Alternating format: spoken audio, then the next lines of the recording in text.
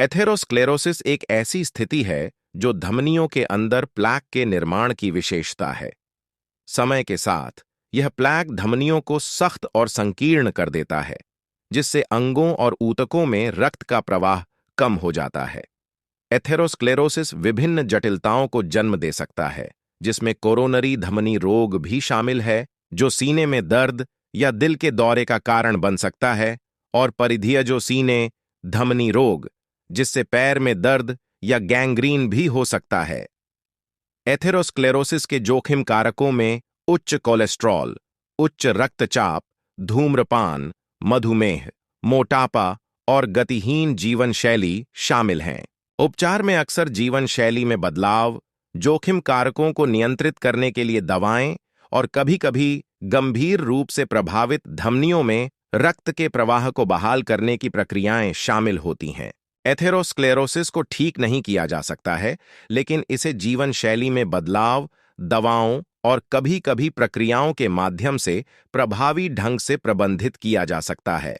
संतृप्त और ट्रांस वसा, कोलेस्ट्रॉल और सोडियम में कम और फलों, सब्जियों, साबुत अनाज और दुबले प्रोटीन से भरपूर स्वस्थ आहार अपनाने से एथेरोस्क्लेरोसिस को प्रबंधित करने में मदद मिल सकती है। नियमित व्यायाम, धूम्रपान छोड़ना और स्वस्थ वजन बनाए रखना भी आवश्यक है। उच्च कोलेस्ट्रॉल, उच्च रक्तचाप और मधुमेह जैसे जोखिम कारकों को नियंत्रित करने के लिए दवाएं निर्धारित की जा सकती हैं।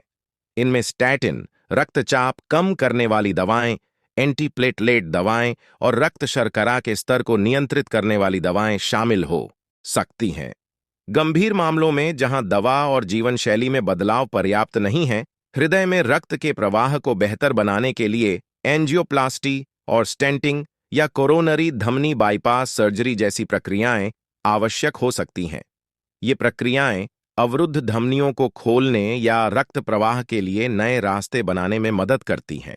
एथेरोस्क्लेरोसिस की प्रगति का आकलन करने और तदनुसार उपचार को समायोजित करने के लिए नियमित चिकित्सा जांच और कोलेस्ट्रॉल के स्तर, रक्तचाप और अन्य जोखिम कारकों की निगरानी महत्वपूर्ण है। जबकि एथेरोस्क्लेरोसिस को पूरी तरह से ठीक नहीं किया जा सकता है। एथेरोस्क्लेरोसिस की प्रगति का आकलन करने और तदनुसार उपचार को समायोजित करने के लिए नियमित चिकित्सा जांच और कोलेस्ट्रॉल के स्तर, रक्तचाप और अन्य जोखिम कारकों की निगरानी महत्वपूर्ण है। जबकि एथेरोस्क्लेरोसिस को पूरी तरह से ठीक नहीं किया जा सकता है। जोखिम कारकों को प्रभावी ढंग से प्रबंधित करने से जटिलताओं को रोकने और जीवन की गुणवत्ता में सुधार करने में मदद मिल सकती है।